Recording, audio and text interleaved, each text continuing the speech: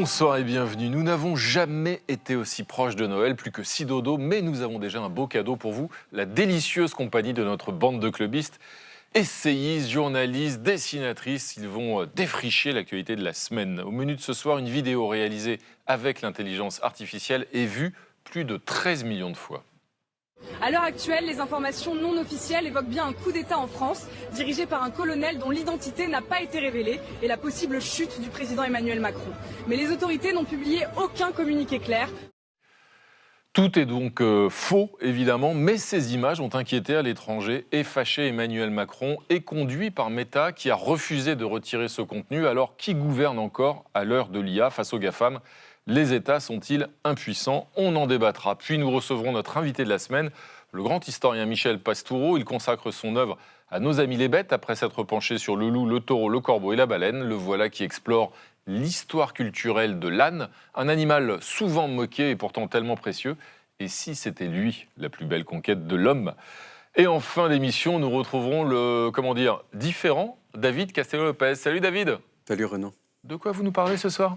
À l'occasion de l'anniversaire de Jésus, je vous parle de la statue du Christ roi à Lisbonne, dont je tiens une réplique dans la main. Formidable, quelle bonne idée. À tout à l'heure David. Voilà donc le programme du club de 28 minutes. C'est parti.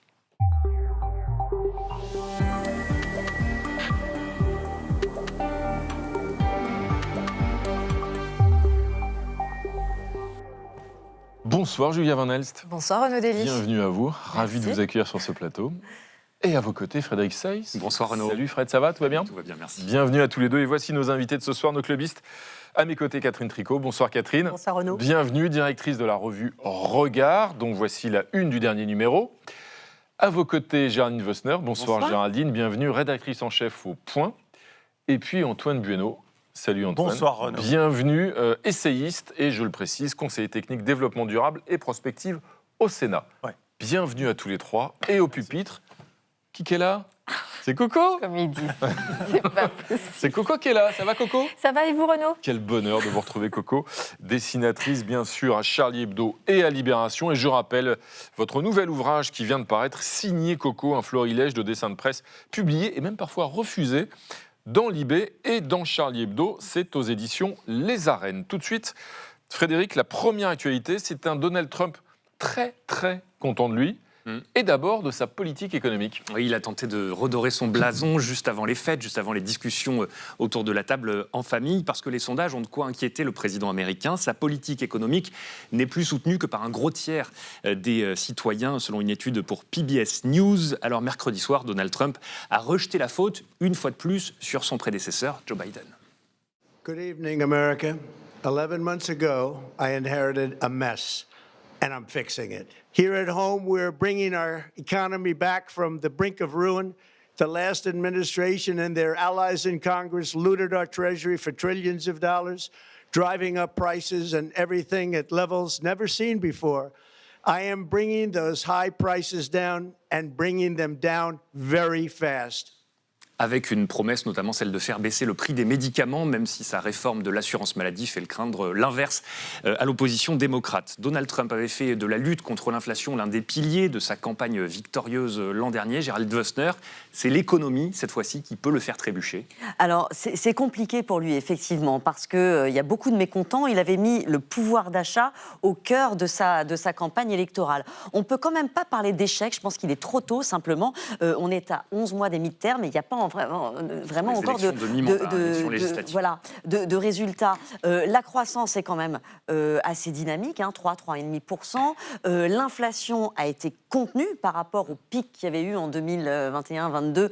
Là, elle est contenue à 3%. Tout dernier chiffre, c'est 2,7 même. Le 2,7, oui, mais on est quand même au-dessus des 2% que voudrait la Fed.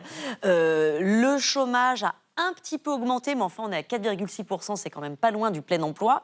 Et sa politique de taxes douanières massive a eu des effets sur les prix, effectivement, inflationnistes, mais elle permet aussi d'attirer beaucoup d'investissements dans l'industrie manufacturière. On relocalise. Ça ne se traduit pas encore, mais pour l'instant, c'est un peu difficile de voir où, de quel côté va pencher la balance. Et pour les mi-termes, ça risque de ne pas suffire. Alors, concernant le marché du travail, en revanche, les chiffres ne sont pas très bons parce que le chômage était au plus haut depuis 4 ans. 4,6%. Voilà, 4,6%. Est-ce On en que c'est rêverait, lié, ouais. est-ce que c'est lié, selon vous, Catherine Tricot, à l'instauration des droits de douane ? Moi, je pense que c'est plutôt lié à tout ce qui vient de se passer depuis maintenant 40 ans. C'est-à-dire qu'en fait, on a depuis Ronald Reagan, qui a été aussi président républicain, qui a fait la rupture dans les années 80 et qui a instauré le néolibéralisme et le libre-échange, qui a provoqué une transformation très très profonde de l'économie avec le départ de l'industrie et avec une financiarisation extrême de l'industrie. Et tout ça, si c'est... 4,6% de la population active, c'est beaucoup moins qu'en France. Hein. On est à 7,5 ou qu'en Europe. J'entends d'ailleurs, bien, qu'en Europe, j'entends bien, hein. mais ce que je veux dire par là, c'est que pour l'instant, ce qu'il est en train de faire, c'est de faire rupture avec cette transformation néolibérale qui s'est opérée dans les années 80. On a eu 40-45 ans de néolibéralisme avec lequel Donald Trump est en train de rompre, avec une politique, je vous rejoins, qui ne peut pas encore se traduire par de la relocalisation. On verra bien ce qu'il en est. Pour l'instant, ce que je note, c'est que les Américains ne sont pas très satisfaits parce qu'ils en attendaient beaucoup, parce qu'ils souffraient beaucoup. Oui, parce que c'est l'un des arguments, Antoine Bueno, du camp Trump, c'est qu'effectivement, avec ces taxes douanières, il faut du temps pour que les industries se réimplantent aux États-Unis, ouvrent des usines et donc génèrent des emplois. Ça, c'est un argument que vous mettez au crédit du président Trump ? Alors, je mets au crédit de ce type absolument rien. Oui. Et d'ailleurs, ça n'est pas un président, comme le dit très bien Julien Audin-Ampoli, c'est un troll. C'est un troll en chef, c'est-à-dire qu'il a été élu, d'accord, oui. mais enfin, il n'a pas une activité de président, il n'a aucune des qualités. C'est un président parfaitement légitime. En tout cas. Il est légitime d'un point de vue électoral, mais il n'a pas une activité. Et il a un bilan qui est catastrophique, qui est cataclysmique. Tout ce qu'il dit est faux. C'est-à-dire qu'on pourrait prendre ligne à ligne tout ce qu'il dit, c'est absolument n'importe quoi. Et là, vous m'interrogez spécifiquement sur les relocalisations. C'est les fameux deals. Ces deals-là, c'est du vent. Rien n'a été homologué par le Congrès, c'est-à-dire qu'on sait que rien ne passera son mandat. C'est-à-dire que vous dites on balance des chiffres en milliers de milliards d'euros. Voilà, exactement. Ça ne s'appuie sur rien du tout. C'est du pur vent. Et sur l'ensemble des décrets qu'il a pris. Des politiques qui survendent un petit peu leur action, voire ça s'est déjà vu, non ? Ça s'est déjà vu. Les investissements directs étrangers, on a des chiffres, et ce n'est pas les chiffres de Trump, enfin, c'est des chiffres des autorités officielles américaines. Merci Géraldine, c'est-à-dire que ça n'a strictement aucun sens. Quand vous entendez un chiffre de Trump, vous pouvez facilement soit le jeter à la poubelle, soit le diviser par 10. Ça n'a aucun sens. Là, sur tous les décrets qu'il a pris, puisque là, il y a une question démocratique aussi, il est en train de contourner la Constitution américaine. Il y en a un tiers qui sont bloqués et qui le seront sans doute à jamais par les institutions judiciaires. Il n'a rien fait, rien du tout. Ah, il y a Coco, pas tout à fait d'accord avec vous, parce qu'elle a trouvé quelqu'un qui, en l'occurrence, conteste votre analyse, n'est-ce pas, Coco ? Trump fait son bilan, donc on peut dire que sans résultat, il y a déjà beaucoup d'autosatisfaction. Ce type est un génie. Et un deuxième dessin ? Et sur sa politique anti-immigration, il avait promis le plus grand boom de l'histoire, mais pour l'instant, il y a des booms anti-migrants. Voilà, c'est tout ce qui se passe. Merci Coco. Frédéric, on va passer à votre duel de la semaine. Et votre duel de la semaine, il oppose deux chefs de gouvernements européens. Oui, Renaud, à ma gauche, Friedrich Merz, le chancelier allemand, 70 ans, issu du Parti conservateur.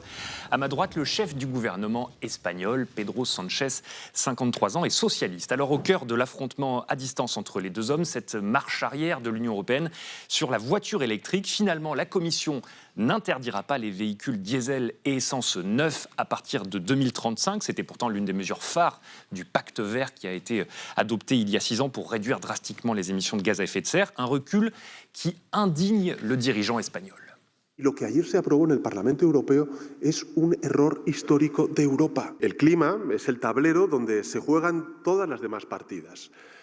Y no hay crecimiento económico, no hay progreso social, no hay salud pública cuando el clima se convierte en un factor de riesgo. Voilà. Erreur historique, dénonce Pedro Sánchez, qui a engagé son pays, l'Espagne, sur la voie des renouvelables. Au contraire, pour Friedrich Merz, le dirigeant allemand, il y avait urgence à assouplir les contraintes qui pèsent sur les constructeurs automobiles.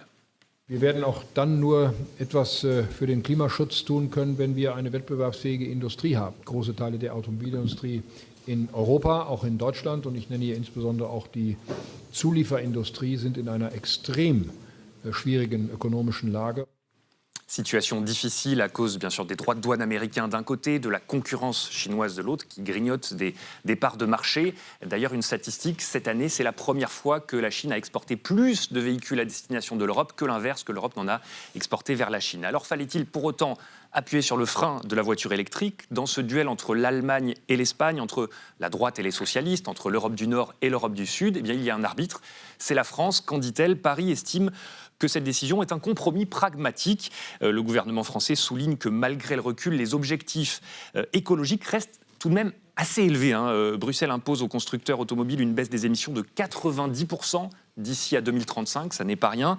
Et puis ces constructeurs devront aussi compenser la vente de voitures diesel et essence en achetant de l'acier décarboné, c'est-à-dire 100% européen. Alors, écologie ou économie, faut-il choisir ? On se pose régulièrement la question. En Europe, les Verts craignent que les lois écolo soient progressivement détricotées sous l'effet de la poussée électorale de la droite et de l'extrême droite. C'est une crainte que vous partagez, vous, Catherine Tricot ? En effet, parce que la question de l'automobile n'est pas le seul signe qui a été envoyé cette semaine même au Parlement européen. Ce vote, le fait qu'on va pouvoir réutiliser des pesticides sans limite de date. Jusqu'à présent, on disait on autorisait les pesticides jusqu'à pendant 2 ans, 5 ans. Donc maintenant, hop, on les réintroduit sans limite de date.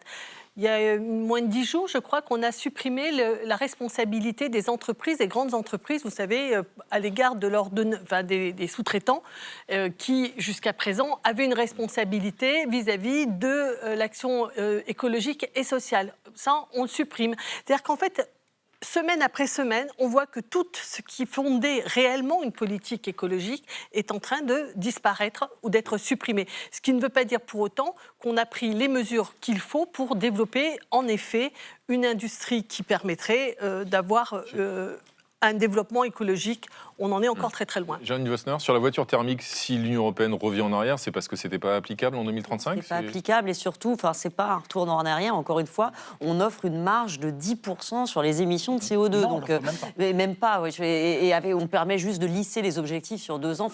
C'est vraiment une adaptation plutôt qu'un recul. On adapte parce qu'on s'aperçoit que les promesses du plan de départ, c'était par exemple de pouvoir avoir une production d'acier décarboné en Europe.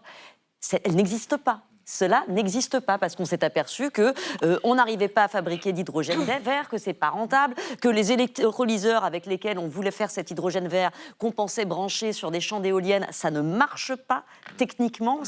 La filière n'est pas mature, loin de là. Donc en fait, mais c'est même pas mature. Il n'y a pas de filière. Et donc là, on a mis les industriels dans une situation très compliquée parce que le plan avait été pensé sans tenir compte finalement de la réalité technique des choses. Antoine Bonneau, effectivement, il y a beaucoup de règles écologiques votées en 2019, Pacte vert, qui sont assouplies ces derniers mois. Au nom, comme l'a dit Friedrich Merz, de la compétitivité économique, nous serions un continent qui est en train de décrocher, d'après Friedrich Merz et la droite européenne. Vous, c'est un raisonnement qui vous semble juste ? Alors, quand on regarde l'ensemble du paquet, c'est indéniable qu'il y a ce fameux, avec le terme anglo-saxon, backlash, c'est-à-dire une régression environnementale. Voilà, on est en train de raboter tout. Sur le sujet précis de l'automobile, là, je rejoins complètement Géraldine, il n'y a pas de recul environnemental. C'est-à-dire qu'on a abandonné un totem qui était celui de la voiture électrique pour... Le tout électrique en 2035, le tout c'était ça électrique, l'objectif voilà, affiché. mais pour garder l'objectif. L'objectif, c'est 100% décarboner la voiture en 2035, et cet objectif, il est maintenu, puisque les voitures qui seront produites doivent être à 90% décarbonées, et les 10% auxquels faisait allusion Géraldine devront être compensés par de l'acier décarboné, c'est-à-dire que c'est même d'une certaine manière, je ne veux pas faire de provoque, mais c'est plus écolo, parce que ça oblige à finalement verdir l'ensemble d'une filière et pas seulement avec une technologie. Et de ce point de vue-là, d'ailleurs, après votre plaidoyer à l'instant, il y a aussi le chancelier allemand qui va nous rassurer, n'est-ce pas, Coco ? Et oui, il va rassurer notamment Sanchez. Mon CO2, c'est du Deutsche Qualität. Je le dis en allemand. Et un deuxième dessin de Coco. J'ai fait un Européen qui tente de se rassurer comme il peut. Le tout électrique, ce sera pour plus tard. Merci, Coco. C'est maintenant l'heure de la une internationale. C'était hier la une du quotidien israélien Haaretz. Les Juifs seront toujours des cibles. Un attentat antisémite a fait 15 morts et 42 blessés sur la plage de Bondi, à Sydney. L'Australie a connu des manifestations pro-palestiniennes massives, avec parfois des débordements, y compris d'ailleurs sur cette plage il y a quelques semaines. Le pays subit aussi une explosion d'actes antisémites depuis les massacres commis par le Hamas le 7 octobre. Le gouvernement australien se défend d'avoir été inactif, mais peut-on penser, Géraldine Vossner, que ce climat ait finalement été propice au passage à l'acte de 2 terroristes islamistes ?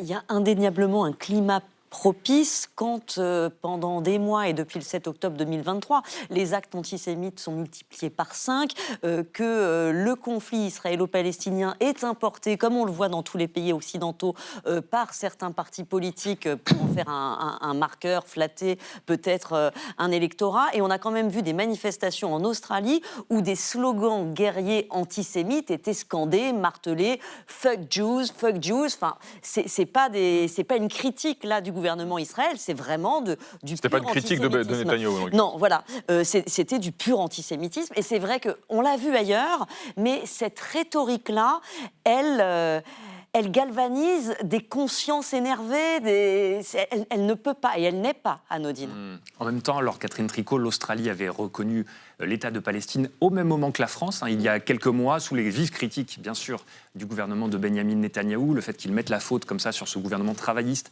australien, c'est aussi pour vous une forme de vengeance, de retour de bâton ? Il l'avait fait, quand il avait critiqué la décision de la France de reconnaître l'État de Palestine, il avait accusé notre président d'alimenter l'antisémitisme. C'est-à-dire qu'en fait, là, je crois qu'on est dans une confusion totale. C'est-à-dire que reconnaître aux Palestiniens le droit à un État et le droit à être un peuple avec la détermination de son destin politique n'a rien d'antisémite. Et en l'occurrence, je crois que Benyamin Netanyahou fait des confusions qui sont extrêmement regrettables parce que ça n'aide pas du tout à attaquer ce qui doit l'être, c'est-à-dire déconstruire complètement l'archaïsme antisémite qui est très ancré dans les histoires et dans les consciences. Antoine Buono, cet antisémitisme permanent, effectivement, et qu'on voit se manifester là de façon extrêmement sanglante à travers cet attentat en Australie. Moi, je dois vous dire que j'étais passé à côté j'étais ahuri de découvrir cette montée de l'antisémitisme post-7 octobre en Australie, et je ne connais pas bien l'Australie, mais je m'interroge. Comment l'antisémitisme peut prendre ce thème-là en Australie, sachant qu'il y a 28 millions d'Australiens, il y a 100 000 juifs. C'est tellement... 117 000 juifs en Australie, oui. Je ne comprends pas comment il peut y avoir une telle importation. J'avoue que ça m'échappe totalement. Sauf que l'antisémitisme n'a pas forcément besoin justement d'avoir une cible extrêmement large. De toute façon, il existe depuis la nuit des temps. Et oui, mais comment ça peut porter l'antisémitisme, c'est l'erreur de lecture qu'on fait souvent parce que pour des raisons politiques, un certain nombre de personnes ont voulu lier et imputer au comportement d'Israël, enfin du gouvernement israélien de Netanyahou à Gaza, imputer à ça la montée de l'antisémitisme. C'est une erreur de lecture majeure. Je veux dire, l'antisémitisme, il existait avant, il existe pendant, il existera après. Voilà, c'est une donnée de base. Par contre, je rejoins Catherine, lier ça avec la déclaration, la reconnaissance de l'État palestinien est grotesque. Il y a des dizaines de pays dans le monde qui ont reconnu la Palestine. C'est pas pour ça qu'il y a eu des attentats terroristes. Un dessin de Coco. En Australie, la barrière de corail blanchit, mais pas autant que les Juifs après un attentat islamiste. Ouais. Merci Coco. Frédéric, l'autre actualité de la semaine, c'est un faux coup d'État qui inquiète à l'étranger et qui fâche Emmanuel Macron. Oui, et c'est une vidéo qui a été vue plus de 13 millions de fois. On y voit une journaliste qui annonce un coup d'État en France. Fausse information, évidemment. Vidéo générée par intelligence artificielle qui n'a pas été retirée par Facebook, malgré les demandes de l'Élysée. Auprès de l'entreprise américaine, Emmanuel Macron prend cet exemple pour dénoncer l'irresponsabilité des plateformes. Ces gens-là se moquent de nous. Ils se foutent de la sérénité des débats publics. Ils se moquent de la souveraineté des démocraties. Quand on a des contenus manifestement faux qui mettent en danger la sécurité publique par des fausses informations qui déstabilisent, il faut pouvoir les faire retirer. Et Emmanuel Macron raconte qu'il a même reçu un coup de fil d'un collègue africain, d'un autre président qui s'inquiétait après avoir vu cette vidéo. Il voulait prendre des nouvelles. D'après une enquête du journal Le Monde, cette vidéo a été créée par un jeune habitant du Burkina Faso qui voulait attirer de l'audience pour générer des revenus publicitaires. Antoine Buono, même l'Élysée ne semble ne rien pouvoir face à Facebook. Il faut s'en inquiéter. Alors, sur cette vidéo-là, on a un parfait exemple de ce qu'on appelle l'effet Streisand. Je ne sais pas si ça vous parle, l'effet Streisand. Oui, en 2003, il y avait eu une photo de la villa magnifique de Barbara Streisand et elle était furieuse qu'on voit cette vidéo, cette photo qui était assez confidentielle. Et parce qu'elle s'est insurgée, elle a demandé le retrait, etc., finalement, la photo a été vue par des millions et des millions de gens. C'est exactement ce qui s'est passé pour cette vidéo-là. Mais ce n'est pas la question de Frédéric. Non, enfin là c'est pour ça que... Mais qui gouverne alors ? Qui gouverne pour l'instant, ce sont les GAFAM qui gouvernent, mais nous ne sommes absolument pas impuissants. Et il y a énormément de choses à faire pour prendre les choses choses en main, mais surtout à l'échelle européenne.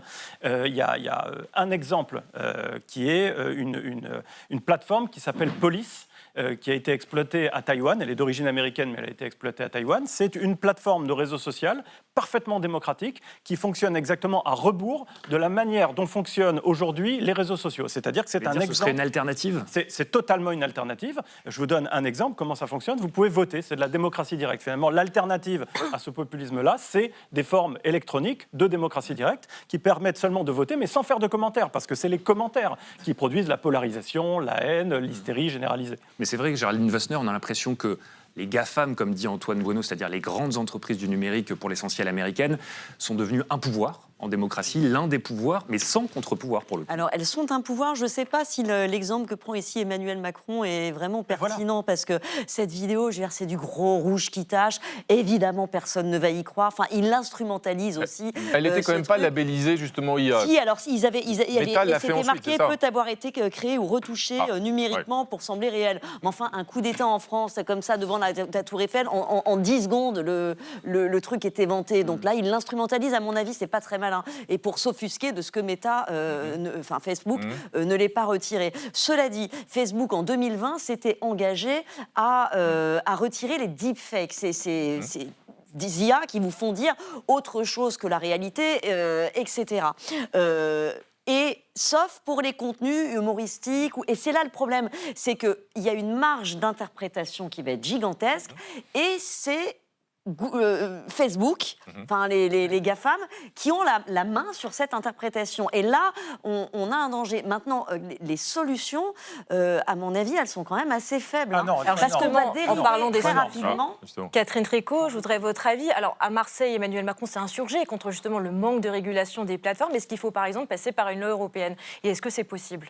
En tout cas, c'est au minimum à l'échelle européenne. Mais moi, ce que je trouve intéressant dans ce qui vient de se produire là, c'est qu'il y a une prise de conscience qu'en fait, la guerre hybride, elle est immédiate maintenant depuis les États-Unis. C'est-à-dire que là, il y a quand même une ingérence directe. Et je vais prendre d'autres exemples qui sont moins flagrants que celui-là. Vous savez, il y a la présidente de la Fondation des femmes qui vient de dire qu'en fait, tous les comptes féministes sont en train de se faire sortir de Instagram, X, Facebook et compagnie. Parce qu'en fait, le simple fait d'utiliser des mots qui sont prohibés par l'administration américaine, comme femme, violence sexuelle, viol, féministe, ça fait que vous êtes blacklisté. Et tous les journaux indépendants, par exemple le Regard que je dirige, ou d'autres, Politis, Blast, etc., on a été sortis par les GAFAM, c'est-à-dire qu'en fait, ils sont en train d'ores et déjà de peser de tout leur poids dans la formation de notre information, du débat public. Ce n'est pas simplement les cas exceptionnels comme celui-là. Il faut donc en prendre la mesure, et donc c'est probablement, il faut réagir, et peut-être un peu plus fort que les 120 millions qui ont été appliqués à Elon Musk. L'amende européenne contre les réseaux. Des solutions, vous dites qu'il y a des solutions en un mot. Très simplement. Parce qu'il y a déjà le Digital Service Act. Exactement, ce qu'on appelle familièrement le DSA. Il est obsolète. Directive européenne. Voilà, il est obsolète, même s'il date que d'il y a 3 ans. Deux solutions très simples. On peut mettre en place des commissaires aux algorithmes. C'est comme des commissaires aux comptes, sauf que ce sont des IA qui vont vérifier le contenu et le mode de fonctionnement des algorithmes des plateformes de réseaux sociaux pour à la fois faire respecter le secret des entreprises privées et en même temps répondre à un cahier des charges démocratique. Autre exemple, en une seconde, aujourd'hui ces plateformes-là ne sont pas considérées comme des éditeurs, ce sont de simples diffuseurs, c'est-à-dire que ce ne sont pas considérés comme des médias. Si on les considérait simplement juridiquement comme des éditeurs, elles seraient responsables, alors là, la modération, elle se ferait. Merci Antoine. Juste une précision, vous êtes bien vrai là, vous n'êtes pas une IA. Je ne veux pas vous répondre. C'est très très bien fait. Merci Antoine. N'est-ce pas que c'est très bien fait, Coco? Oui, c'est de mieux en mieux fait, sale conne, mais on voit bien que c'est de l'IA. Et un deuxième dessin, Coco? Et un deuxième, ceux qui y ont cru, forcément, sont déçus. Merde, Macron est encore là. Merci Coco. Julia, c'est maintenant l'heure de votre point com de la semaine. Ce soir, c'est le carton d'un animal que tout le monde a vu, n'est-ce pas? Le loup. Effectivement, peut-être vous aussi, Renaud, sur les réseaux sociaux, avec cette pub qui circule donc un peu partout sur X notamment, avec l'histoire d'un loup esselé dans la forêt. Alors pour se faire des copains et être invité au repas de Noël, il décide d'aller contre sa nature et il se met à cuisiner des légumes. Regardez. La joie d'un seul amour, mais je suis mal. C'est un chef-d'œuvre, nous dit les copains zen sur Instagram. La plus belle pub de Noël que j'ai vue pour cet autre internaute. Est-ce que cette pub peut être nommée aux Oscars ? Demande même le compte Blue Plume, toujours sur Instagram. Ce que les internautes apprécient avec ce petit loup, c'est qu'il a été dessiné pour de vrai. Regardez les images du making-of, on voit les personnages, les mouvements, tout a été fait à la main. Merci Intermarché d'avoir confié votre campagne à des gens et pas à une IA. Nous salue Vénus de Milou sur Instagram, sur X, un Australien. Salue également ce retour à l'authenticité et interpelle les multinationales américaines qui, elles, sont assez friandes de ChatGPT. Coca-Cola et McDonald's, attention, l'entreprise française Intermarché a sauvé la publicité de Noël. Alors on en est bientôt à 1 milliard de vues, selon le patron d'Intermarché. C'est un coup de com' rondement mené pour l'enseigne française qui s'appuyait sur le studio d'animation Illogic Studios basé à Montpellier. En quelques jours, le buzz a fait quasiment le tour du monde, de Taïwan aux États-Unis. Sur les réseaux sociaux, des artistes reprennent la pub et dessinent leur propre version du loup. C'est le cas de cet artiste sur X qui le nomme affectueusement le loup végétarien, même s'il mange, ce loup, du poisson et des œufs. Il y a cette vidéo, elle fait quand même polémique. Oui, malgré l'engouement, tout le monde n'est pas complètement séduit par ce spot de Noël. L'auteur d'un livre pour enfants a accusé l'enseigne de plagiat. Et puis, il y a des anti-véganes qui montent au créneau. Pour Philippe, le message est nul. Anti-viande, anti-éleveur, anti-cétogène. Nous avons besoin de protéines. Et sur les réseaux sociaux, il y a même une nouvelle vidéo qui circule, une vidéo parodique qui montre un loup complètement différent, celui-là, qui cuisine des lapins et coupe un écureuil en deux. Et ont-ils cherché à savoir d'où me viennent mes joies et pourquoi ce désespoir caché au fond de moi? Alors ce loup-là, il finit tout seul à la table de Noël, mais pour cet internaute, on enlève nos petites lunettes roses parce que le monde réel, eh bien c'est ça. Alors Thierry Cotillard, le président du groupe Mousquetaires, s'est défendu en disant que sa pub n'est pas anti-végane, mais que l'idée, c'était surtout de faire passer les valeurs du vivre ensemble, de la lutte contre l'exclusion et aussi du Made in France. Et c'est pour cette raison qu'il faudra attendre 1 an, et oui 1 an, avant de se procurer la peluche du loup mal aimé. Intermarché veut une production non pas chinoise mais européenne. Patience donc, et en attendant, vous allez voir, certains internautes ont trouvé la parade. Chana, par exemple, qui a confectionné sa propre peluche en quelques heures. S'il y a des intéressés, dit Chana, je peux en refaire avec une laine plus fluffy, comprenez, une laine plus moelleuse. Alors Géraldine Mosner, cette publicité a entraîné notamment des contrefaçons. C'est un boulevard pour tous les fraudeurs. Non, mais moi, ça m'amuse parce que, alors, pour le coup, il y a une critique que j'entends, c'est celle de plagiat, parce qu'il se trouve que moi, je l'ai lu à mes enfants, ce livre. Et quand je l'ai vu, je me dis, mais bon sang, c'est vraiment cette histoire-là. Donc, c'est pas une histoire originale du tout. Effectivement, alors, le groupe Intermarché s'est défendu sur ce sujet-là. Je l'ai reconnu en disant qu'ils n'avaient pas du tout plagié. Je l'amènerai la prochaine fois. Je trouve en tout cas réjouissant qu'on arrive encore dans certains groupes et certains pans de la société à avoir une petite fierté des créations françaises. Et c'est vrai que ce studio qui est à Montpellier, je crois, est un studio extrêmement talentueux. Il y a quand même 70 personnes qui ont travaillé sur ce petit film, et quelle meilleure publicité à la fois pour Intermarché, mais pour aussi le savoir-faire français en animation qui est très florissant en réalité. Mais attention, il faut se méfier quand même, n'est-ce pas Coco Oui, est-il si végétarien que ça, ce loup? Aïe, aïe, aïe. Un deuxième dessin, Coco. Et un deuxième dessin, on faut quand même relever que tous ces comptes sont émerveillés par une pub. Je n'irai plus jamais pisser pendant la pub. Merci Coco pour ce moment de magie, bien entendu, dont nous vous remercions. Vous avez choisi les uns les autres une photo qui illustre à vos yeux un autre sujet d'actualité de la semaine. On va commencer avec votre photo, Catherine Tricot. Voilà qui doit vous réjouir, j'imagine. Un salarié qui l'emporte, qui gagne contre son employeur au prud'homme. Eh bien, vous avez raison. Je me suis dit, tiens, il a gagné 61 millions. Alors, du coup, je me suis dit, mais attendez. Rappelons pour les gens qui habitent sur notre planète qu'il s'agit de Kylian Mbappé. Kylian Mbappé a mis devant les prud'hommes le Paris Saint-Germain et les prud'hommes ont tranché. Il aura bien ses 61 millions d'indemnité.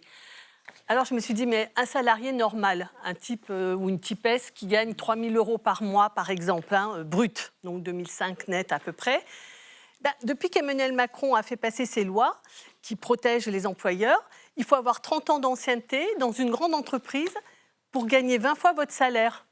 Donc ça veut dire que, normalement, si vous gagnez 3 000 euros, vous avez 60 000 euros. C'est-à-dire que le salaire, l'indemnité moyenne pour un salarié, c'est 60 000 euros. Lui, il a 61 millions d'euros.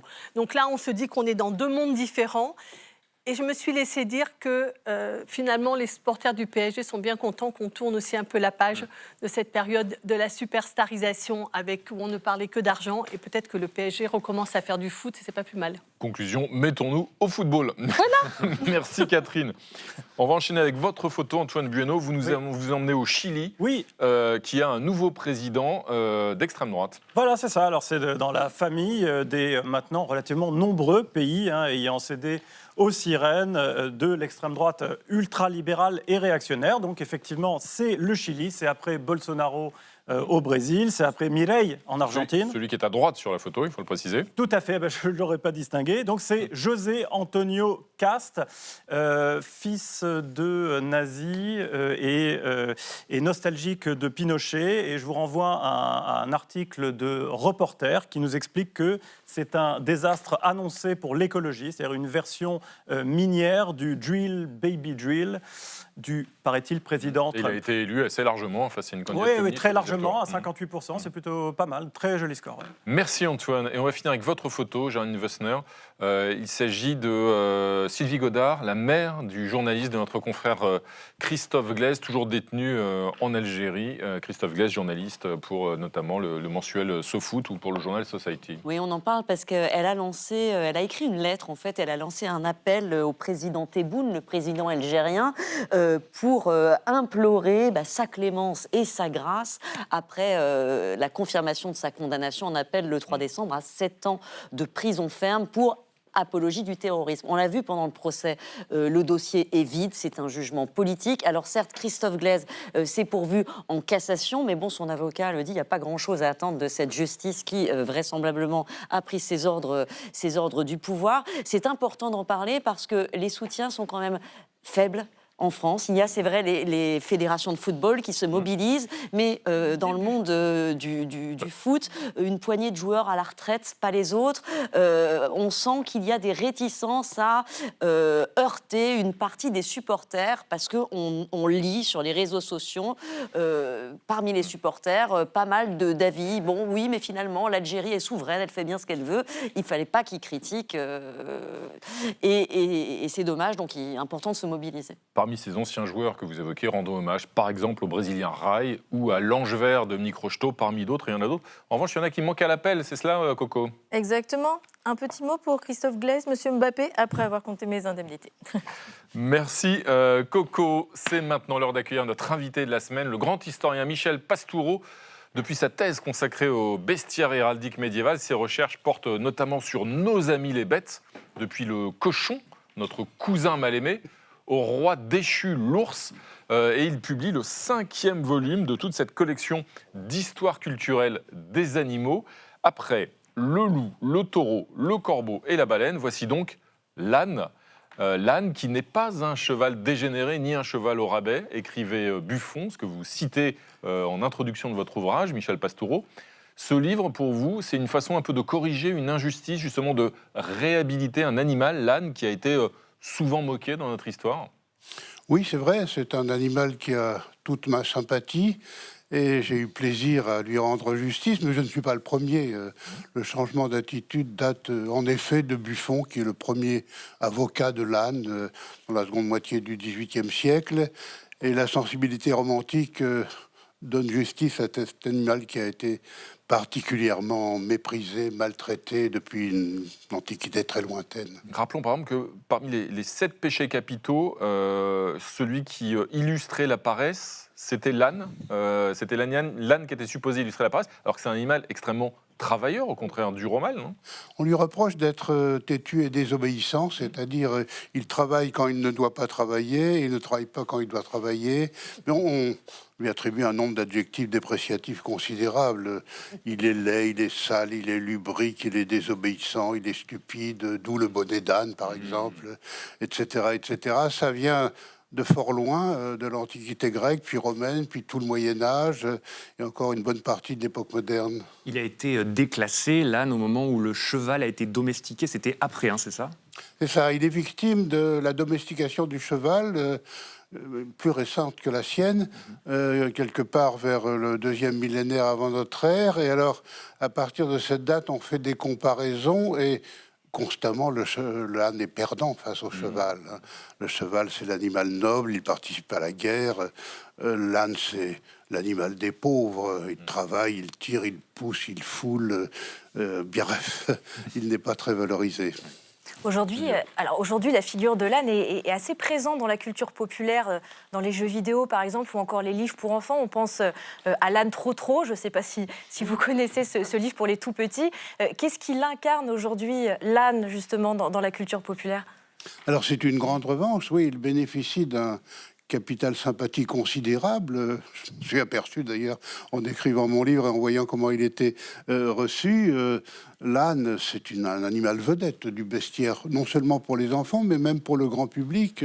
Combien de fois j'ai entendu des gens dire j'aimerais tellement avoir un âne chez moi. C'est évidemment impossible. En ville, personne ne le fait vraiment, mais on aimerait le faire. Et ça, c'est plus important que la réalité, au fond, le rêve. Il est même revenu à la mode, en quelque sorte, au cinéma, Catherine Tricot. Exactement. Moi, les 2 dernières années, ou les 3 dernières années, il y a quelques films qui sont sortis sur les ânes. Alors, il y en a celui qui est super populaire et très sympathique, c'était Antoinette dans les Cévennes, mais il y en avait un qui était un peu plus, je dirais, étonnant, c'était Héros, qui était un film dans lequel la caméra était à la place de l'âne et on traversait les frontières européennes en vue de l'âne. Et moi, je me suis dit, en fait, cette mise à l'honneur des ânes, elle apparaît un peu comme un pied de nez, peut-être aux valeurs de rapidité, d'efficacité, et qu'on lui donne une charge un peu politique, un peu critique, en tout cas dans ces 2 films-là. Et il me semble qu'il prend une valeur politique, cet âne. Ça n'est pas impossible, oui. Ça n'est d'ailleurs pas très récent. Hein. Ça commence tôt au cinéma. Au hasard Balthazar de Bresson, c'est 1966. Et c'est un âne sur lequel le spectateur s'apitoie. Hein. Il est maltraité par ses maîtres successifs, sauf sa première maîtresse. Donc, en effet, on peut faire une lecture semi-politique, disons idéologique, une revanche des maltraités, des mal considérés, une revanche aussi de la campagne sur la ville, la rapidité, la pollution, etc., etc. Vous avez travaillé, Renaud l'a dit, sur de nombreux animaux du bestiaire, d'un point de vue historique, d'un point de vue culturel. Ça a été compliqué, ça a été une lutte pour vous d'imposer ces thèmes-là, comme celui des animaux, dans le champ dit, entre guillemets, légitime de la recherche historique? Oui, c'était il y a fort longtemps. Hein. J'ai soutenu ma thèse en 1972, donc il y a plus d'un demi-siècle. Et à cette époque, l'animal n'avait absolument rien à faire en sciences humaines à l'université. Ce n'était même pas la petite histoire, c'était la petite histoire. Et travailler sur, comme moi, le bestiaire médiéval, c'était ridicule. Et puis, j'ai vu énormément de changements. En un demi-siècle, l'animal, délaissé par les historiens, est devenu un sujet sérieux, puis un sujet vedette, un sujet carrefour. Aujourd'hui, des mémoires, des thèses se soutiennent un peu partout sur les rapports entre l'homme et l'animal. J'aurais aimé voir les mêmes changements pour mon autre spécialité qui est la couleur. Je ne les ai pas vus. Ça viendra. Mais en liaison avec la société qui regarde les animaux d'un œil différent d'il y a 50 ans, les animaux de l'historien en ont grandement bénéficié, bien sûr. C'est le 5e volume, hein, cette histoire culturelle de l'âne aux éditions du Seuil. Il y a eu le loup, la baleine, le taureau, le corbeau. Si vous deviez en un mot en retenir qu'un des 5, et pourquoi, lequel vous semblerait le plus ce serait le corbeau qui a ma préférence parce que c'est celui sur lequel on a le moins écrit avant moi, donc j'ai essayé d'innover. Et le corbeau est fascinant parce que c'est un animal vénéré par les sociétés antiques, honni par le christianisme et les sociétés modernes, voué aux gémonies de toutes sortes. Et aujourd'hui, il prend sa revanche puisque dans tous les tests sur l'intelligence animale, le premier de la classe, c'est lui. Il est au niveau des grands singes, parfois avant les grands singes. Et ça, certains auteurs antiques le disaient déjà. Le corbeau est le plus intelligent de tous les animaux. Merci Michel Pastoureau pour ce bel hommage à l'âne d'abord, puis au corbeau ensuite. Vous allez voir que Coco tenait aussi à participer à cet hommage collectif à l'âne, n'est-ce pas Coco? J'ai une sympathie toute particulière pour les ânes d'ailleurs. Âne plus loup d'Intermarché, ils se sont rencontrés autour d'un plat végé. L'amour, toujours l'amour, bravo Coco. Un deuxième dessin? Et un deuxième, on vous avait dit que les ânes étaient bêtes. Moi j'ai fait un âne qui dit pas d'amalgame. Merci Coco. C'est maintenant l'heure de retrouver notre ami David Castello-Lopez en vrai sur le plateau. Chaque semaine, David vient nous parler d'un objet et vous vous posez, mon cher David, des questions que pas grand monde, à part vous, ne se pose. Il faut bien le dire, vous y répondez de votre façon un tantinet absurde. Votre chronique s'appelle « Le monde des choses ». Le monde des choses, le monde des choses. Et ce soir, David, vous allez nous causer du Christ roi à Lisbonne. Oui, beaucoup de villes importantes dans le monde, elles ont un monument qui fonctionne un peu comme une sorte de logo de la ville. Paris, c'est la Tour Eiffel. Bruxelles, c'est l'Atomium. Rome, c'est le Colisée. À Lisbonne, ce qui se rapproche le plus de ça, c'est une grosse statue du Christ qui se trouve en face, de l'autre côté du Tage, de l'autre côté de la ville, qu'on appelle le Christ roi, en portugais, Cristo Rei. Alors, vous allez me dire, elle ressemble quand même vachement à la statue du Christ qu'il y a à Rio de Janeiro. C'est pas qu'elle ressemble vachement, c'est qu'elle est ouvertement pompée sur celle de Rio de Janeiro. Mais alors, pourquoi est-elle pépon? Eh bien, je vais expliquer. Dans les années 30, l'Église portugaise, elle était dirigée par un cardinal qui s'appelait Dom Manuel Gonçalves Cerejeira. Et un jour, en 1934, ce monsieur Gonçalves Cerejeira, il a visité Rio de Janeiro et il s'est dit « Mais comment ça tape leur gros Christ là ?»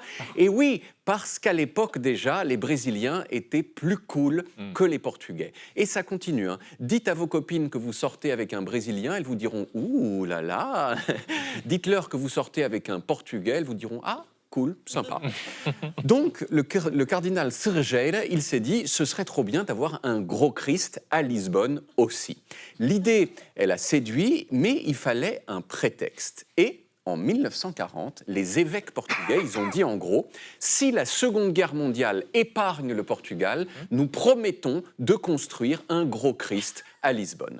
Et vous le savez, la guerre a épargné le Portugal, principalement parce que Salazar, le dictateur portugais, a réussi à ménager à la fois les Alliés et les nazis, mais les catholiques, ils ont considéré que c'était aussi grâce à Dieu.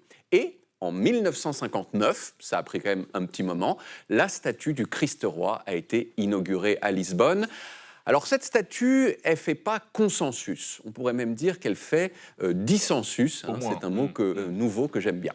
Mon père, par exemple, il ne l'aimait pas beaucoup, hein, le Christ roi. Il l'appelait o saca-rolhas, qui veut dire le tire-bouchon en portugais. Et c'est vrai que si on les met côte à côte, on voit que c'est pas si mal trouvé que ça.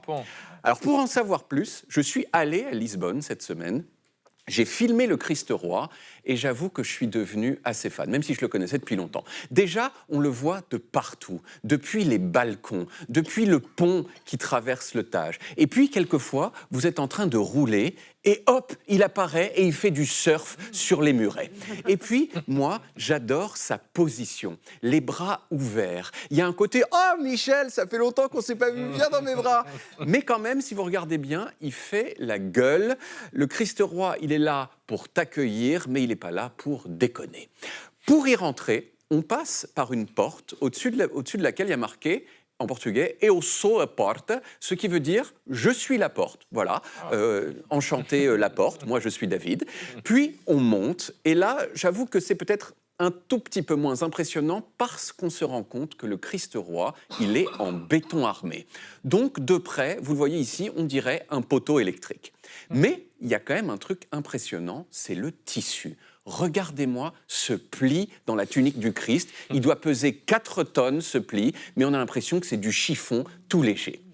Le Christ roi, il a fêté ses 65 ans l'année dernière. Il a été modernisé. Aujourd'hui, il a même le Wi-Fi, on peut voir, hein, sur son socle là. Et il continue à regarder le Tage à 110 mètres de haut. Moi, j'ai fini par développer une grande tendresse pour lui, au point que j'ai complètement dévalisé le magasin de souvenirs du Christ Roi.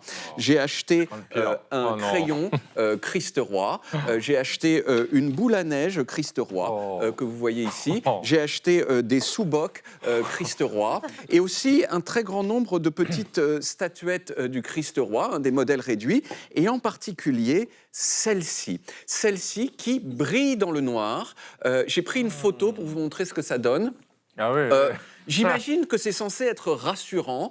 Moi, j'avoue que ça me fait plutôt flipper, vous voyez. Donc, je vous la laisse. Franchement, fallait pas. Régayer vos nuits. Voilà. Merci David, merci beaucoup. J'espère surtout que vous avez fait une note de frais comme d'habitude. Merci David. Un dessin de Coco. Des révélations sur l'enfance du Christ Roi de Lisbonne. Il boit trop de Porto. Oui. Comme quoi, il vient de loin. Il revient de loin. Merci Coco. Merci à tous les amis. On se retrouve lundi à la même heure, 20h05 sur Arte, pour un hors-série qui reviendra sur la crise démocratique en France en compagnie de l'essayiste Jérôme Fourquet. Et comme toujours, on va se quitter en musique avec un clin d'œil à notre invité de la semaine, l'historien Michel Pastoureau, qui, comme ses passionnants travaux le montrent, a notamment vu l'âne, le corbeau et la baleine, à ne pas confondre avec ceux qui ont vu le loup, le renard et la belette. Trian, tchuss. C'est dans 10 ans, je m'en irai, j'entends le loup et le renard chanter. C'est dans 10 ans, je m'en irai, j'entends le loup et le renard chanter. J'entends le loup, le renard et la belette, j'entends le loup et le renard chanter. J'entends le loup, le renard et la belette, j'entends le loup et le renard chanter. C'est dans 9 ans, je m'en irai, la jument de Michao a passé dans le pré. La jument de Michao, sans du moulin, a passé dans le pré, a mangé tout le foie. La jument de Michao, elle sort du moulin.